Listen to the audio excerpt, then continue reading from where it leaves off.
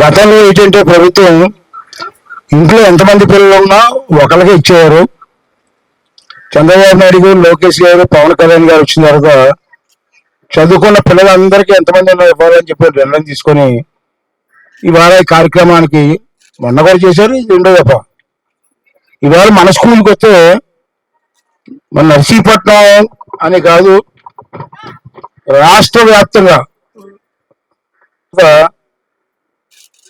మొత్తం రాష్ట్రం మొత్తం మీద, మన నర్సీపట్నం కాదు, రాష్ట్రం మొత్తం మీద 67 లక్షలు, 67,000 కాదు, 67,47,000 మందికి 15,000 రూపాయలు చెప్పి ఇస్తున్నారు. ఒకరు ఇద్దరు 100 మంది కాదు, లక్షల్లోనే.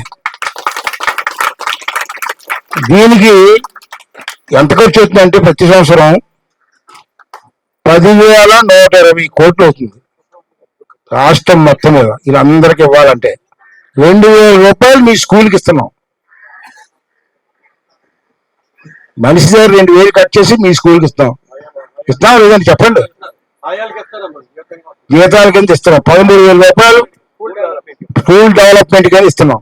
అనకాపల్లి మన జిల్లా తీసుకుంటే 2,13,573 మందికి ఇస్తున్నాం మన జిల్లా మొత్తం. అలాగే నర్సీపట్నం నియోజకవర్గం, మన నియోజకవర్గం తీసుకుంటే 31,856 మందికి ఇస్తున్నాం.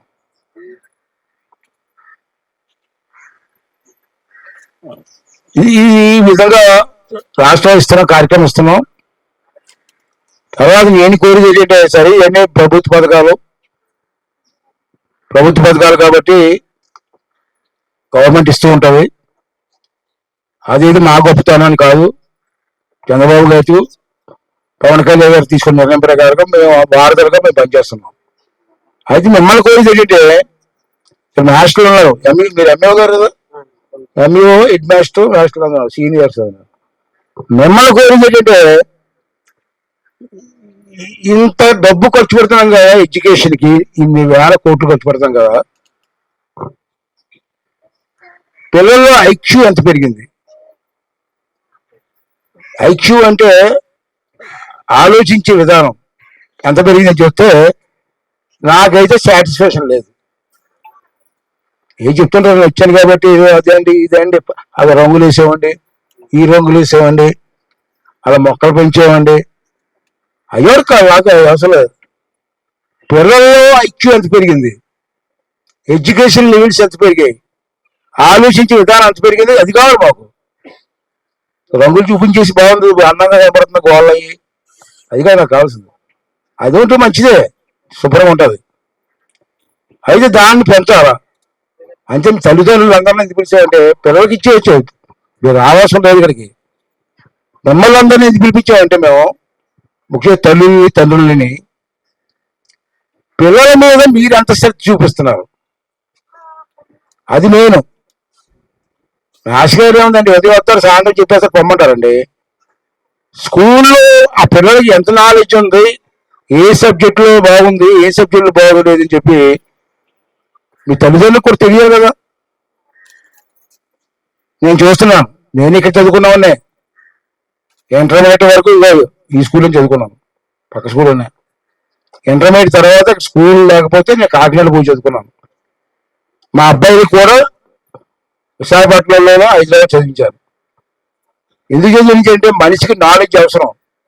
పూర్వం డబ్బు ఉండి 10 ఎకరాల భూమి ఉంటే చదువు అవసరం లేదు, వ్యవసాయం చేసి బతికే పూర్వం ఆ పెద్దలందరూ.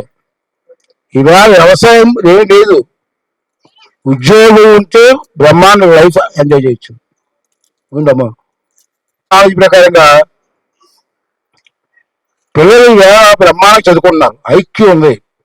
పూర్వం చెప్పగా విని బొరకెక్కింది. ఇప్పుడు అలాగే పిల్లలకి భగవంతు దయ్యాల చెప్పితే తక్కువ క్యాచ్ చేస్తారు. అంత తెలివితేటలు మన పిల్లలకి ఇవాళ. కానీ చెప్పేవాడు తెలివితేటలు ఉన్న పిల్లలకి, మన పిల్లలకి, మీ పిల్లలకి, మా పిల్లలకి చెప్పేవాడు లేడు. ఎందుకన్నా ఈ మాట మాస్టర్లు చెప్పాలి. స్కూల్కి వస్తే వాళ్ళు డ్యూటీ జీతాలు తీసుకున్నారు కాబట్టి వాళ్ళు మాటలు చెప్తారు, సరే ఉదయం సాయంత్రం వస్తే ఇంటికి పోతారు. ఇంటి దగ్గర ఎవరు చెప్తాడు? రైల్వేటీ సీట్ రావాలంటే విశాఖపట్నంలో, హైదరాబాద్లో ట్రైనింగ్ అవ్వాలా. అలాంటి నర్సీపట్నంలో 45 మంది అమ్మాయిలకి అబ్బాయిలు మొన్న వచ్చి సీటు. నర్సీపట్నం అమ్మాయిలు 888 మందికి వచ్చిందా? జిల్లా ఆశ్చర్యపోయారు. అంటే అర్థం ఏంటి? తెలివితేటలున్నా చదివే శక్తి ఉంది. అబ్జర్వేషన్ చేసి చెప్పు నాదులు లేదు.